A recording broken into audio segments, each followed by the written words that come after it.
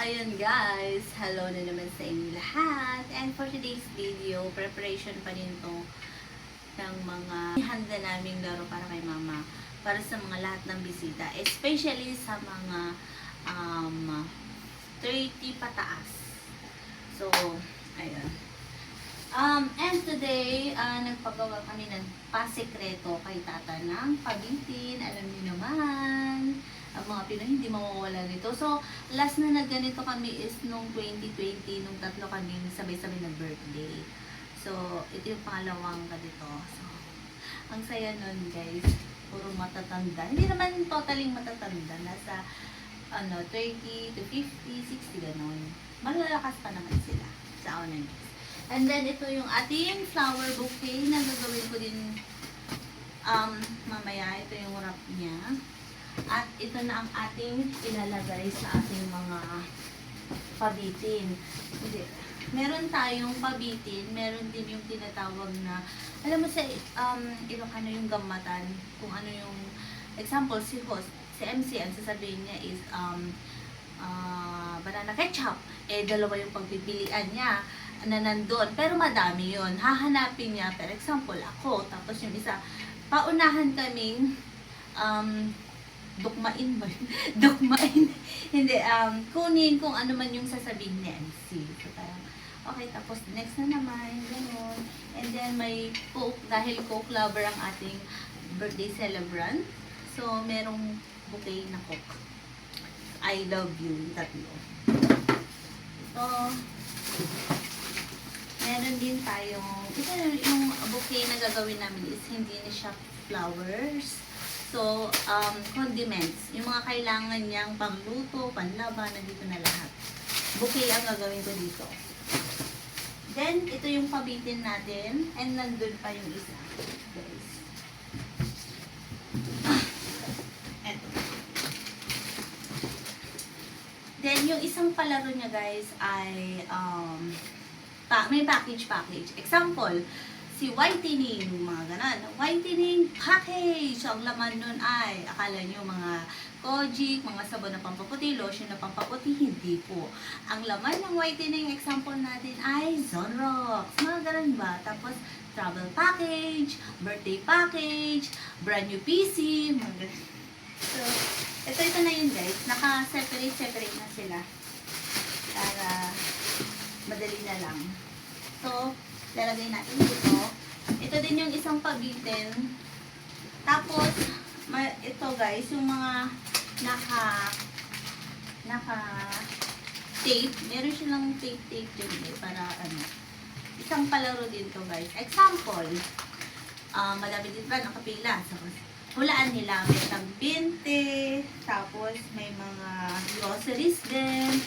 Example, si Annalie ay huhulaan nila kung anong katangian ni Annalie. Kung anong kaya ni Annalie.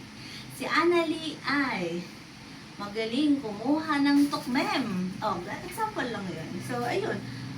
Makakakuha sila nito kung nasagot nila yung tukmem na example, ito nakahilera sa kanya si tukmem. Makukuha niya to.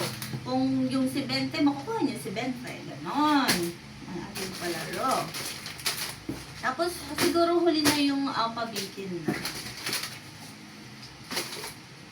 And today, wala si na mama pumunta sa bayan. So, maglalagay na ako ng mga pabitin natin. Kasi lahat na yan ilalagay ko na. Kasi nakaseparate na lahat ng mga palaro natin.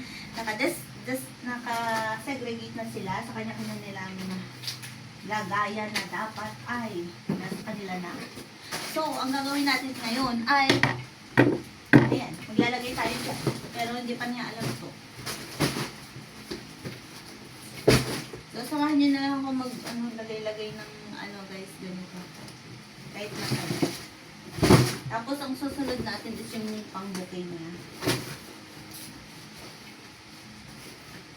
Madami-damit.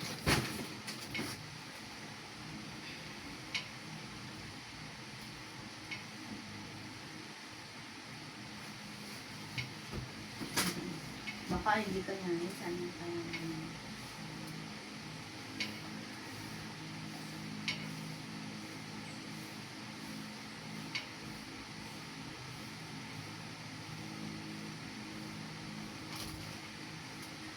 Meron, meron ng isang pabiti. Ito naman, groceries, condiments, toiletries, eh, mga panlaba, ayun, yung mga nilagay natin sa pabiti natin.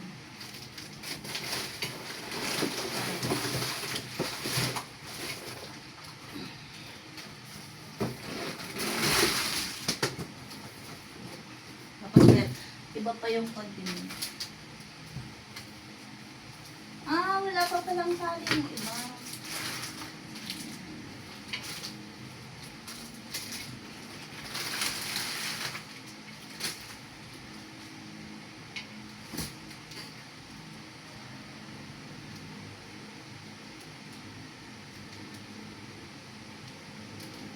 Hindi ko alam kung saan ko ito ilalagay. Itong ating, ano guys, itong ating papitin mamaya. Then siguro sa isang kwarto na hindi ginagamit, tapos tatakpan ko na lang ng puno. Sana hindi ko na lang ilabas. Ano?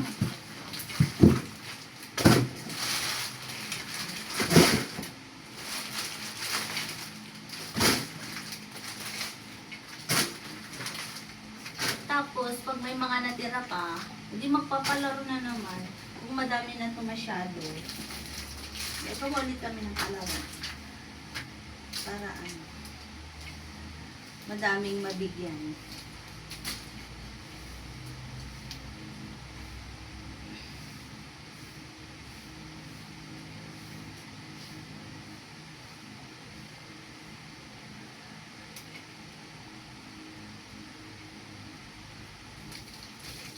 Bukas, ang gagawin din namin, ayun, maglilinis, magde-decorate na. Pupunta dito sina sister bukas. Magde-decorate din sa kanyang backdrop.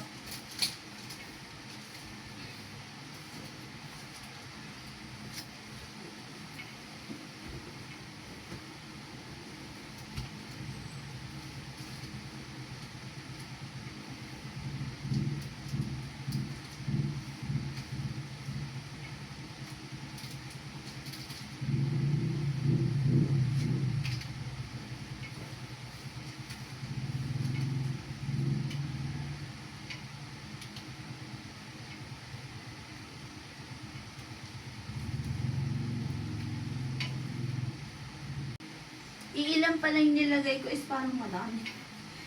Parang ano na.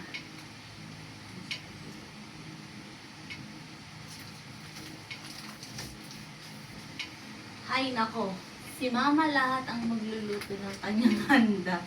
So tutulungan ko na lang siyang mamaya, mag-prepare. Kasi mas mahirap mag-prepare eh. Pag nahiwa mo na lahat kasi, yung mga rekado, madali na lang eh. Ako na yung taga-tikim niya. So, ayun. Mahirap ang naghihiwa ka pa lang on that day, tapos ikaw din magluluto, mas mahirap yun. Dapat nakaprepare na lahat. Para bukas is magluluto na lang. And, guys, nagsishare kami, hindi niya alam. So, kami ni Sister Cake, palaro, backdrop, lahat-lahat na ng mga gagawin sa events. Si Brother, yung money cake, worth 10,000.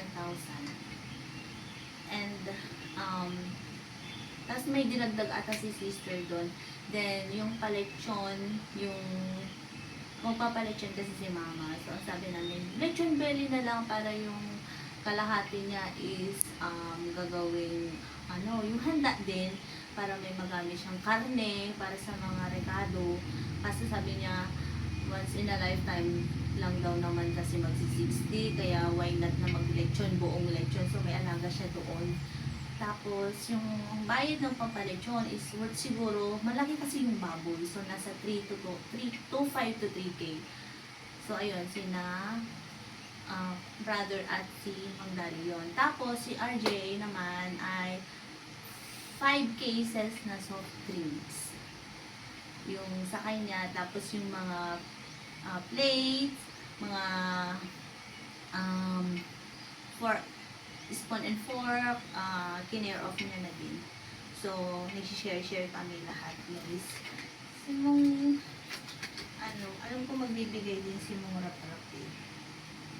So, anyway, ayun. Pero hindi niya alam ko. Tapos may mga birthday message para sa mga kamag-anak natin na matagal nang hindi nakikita ni Mama, matagal na yung hindi nakakasama na nasa Manila and other country. So, ayun. Maraming salamat sa inyo dahil napaunlakan nyo ang aming konting request dahil mahalaga din naman yun. Kasi, syempre, ilalagay ko din yan sa ating vlog. May ano na ako dyan, nakadala rin yung tripod ko. Dapat nga sabi ko kay Ted, full storage ang ating camera bukas. Kasi mahaba-haba bukas yan, gaganapan. So, ang gagawin ay mga 4:30 siguro magpapaumpisa kasi hindi rin naman alam ni Mama. Sabi niya 5:30. Eh, syempre, sabi namin na hindi, agahan mo na lang 4:30. Syempre, hindi niya alam, magpapalaro kami. Kaya sabi niya, mas ma-late sana. Pero yun, okay, sabi niya. Tapos, hindi niya alam to, yung mga sabi namin, sige, kami na lang bahala ng backdrop mo, pero yung straw, gano'n, tapos yung mga balloon, colorful, rainbow, hindi niya alam na merong theme na yung kanyang backdrop. And hindi niya rin alam na may cake siya, basta lahat, hindi niya rin alam. Hindi ko lang alam kung may mga nakakatunog na siya. Bili na lang tayo ng bento cake, tapos pagpapatong-patungin natin, yun ang sinabi namin ni sister sa kanya nung nag-grocery kami. Tatawa lang siya eh. Pero hindi na alam, naka-order na kami, lalagay dun yung pera.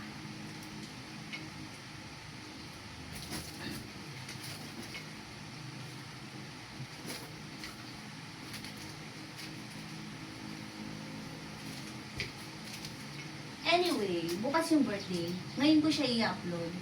October 27. Total naman, hindi siya nag-YouTube. Wala masyadong nag-YouTube sa amin. Kami lang, ako lang. Kasi doon ako nag-upload. Doon ako nag-vlog sa YouTube. Kaya, sigurado kahit i-upload ko to, hindi na rin niya titignan yan. Facebook lang siya eh. Sample.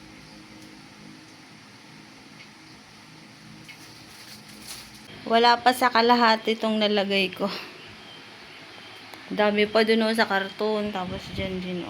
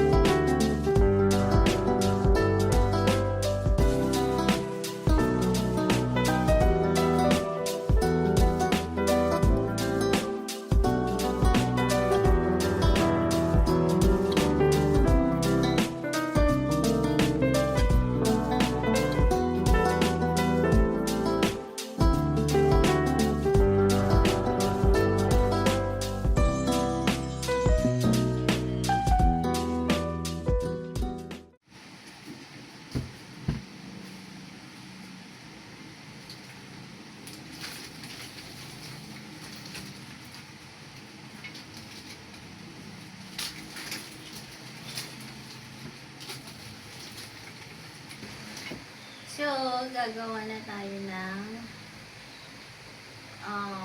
condiments, toiletries ni Faith, 1,000.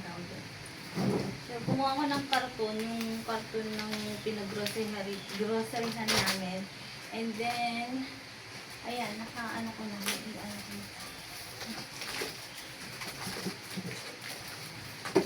So, yung iba guys, pag iti-tape ko siya, kasi,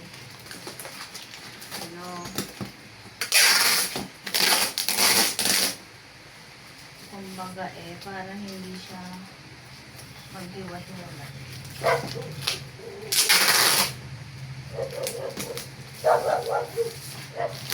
Ito yung ano, sandalan ng ating ito ko siya ilagay. Tapos, gugupitin ko na lang, isi-shape flowers ko na lang kung ano yung shape nito para maganda naman tignan. Hindi siya messy na parang may karton sa kanyang likod.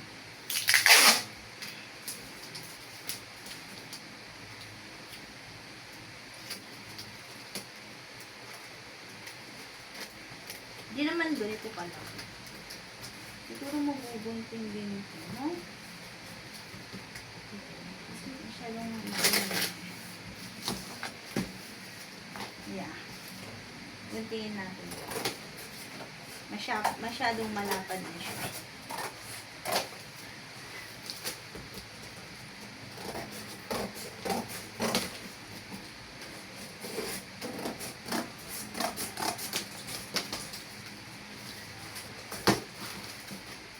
Ang haggard ko.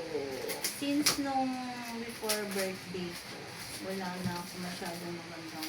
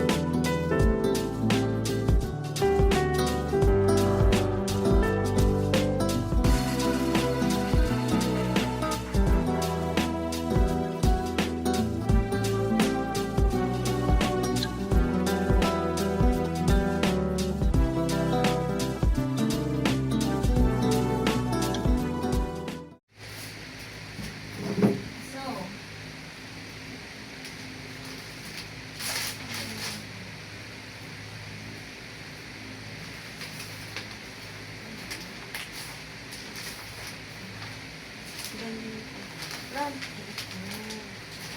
Ang ganda.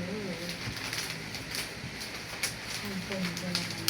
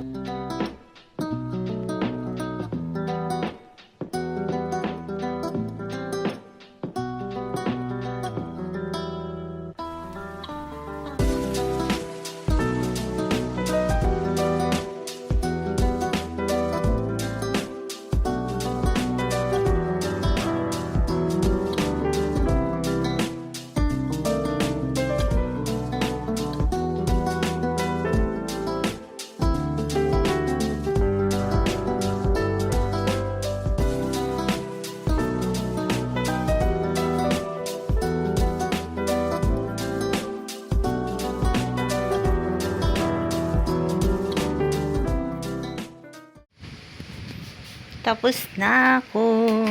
Oh my God. Saan ko ilalagay mga to? Yan. Wala na. Messy na. Madami to guys hanggang dun. Oh, kaso, ilangan naman so, ganyan lang. Mas maganda tignan, diba? Saan ko ilalagay yung mga yan? Ang gulo-gulo na ng kwarto ko. Tika,